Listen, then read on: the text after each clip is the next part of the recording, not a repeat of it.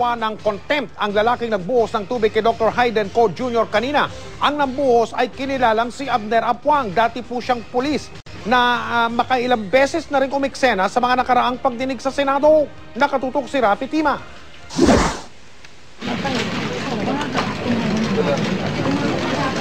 Nakatutok ang atensyon ng lahat kina Katrina Halili at Hayden Ko Jr. sa pagsisimula ng pagdinig ng Senado.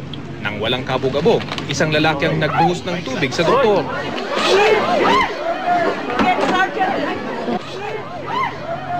Mabilis na naaresto ang lalaki na nakilalang si Abner Apuang, dating pulis at dating mayor ng Pagsanhan, Laguna.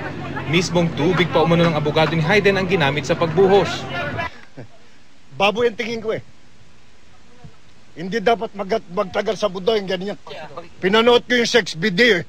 Hindi ko matiis. May anak akong babae. Kung kailangan ikulong niyo ako. Please, ako hindi makipagtalo. May kasalanan ako, inaamin ko.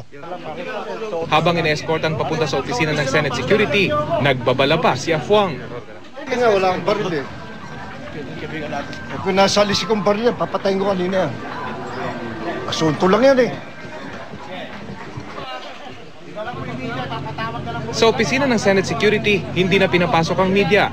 Ayon sa Senado, inasahan na nila ang mga ganitong eksena. In our briefing kanina, sinabi ko talaga yon. The situation is a very heated situation.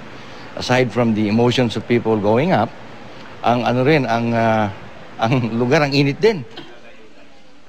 Hindi ito ang unang pagkakataon na umeksena si Apuang. Umeksena na siya noon sa isang pagdinig sa kaso ng Alabang Boys, kung saan pinadidisbar ni Apuang ang isang maestrado. Sumali na rin siya noon sa pagpapa-impeach kay Pangulong Arroyo.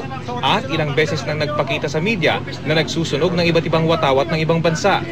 Ayon sa Senate Security, naka-ID ng media si Apuang na isa ring kolumnista sa isang tabloid kaya siya malayang nakapasok sa Senado.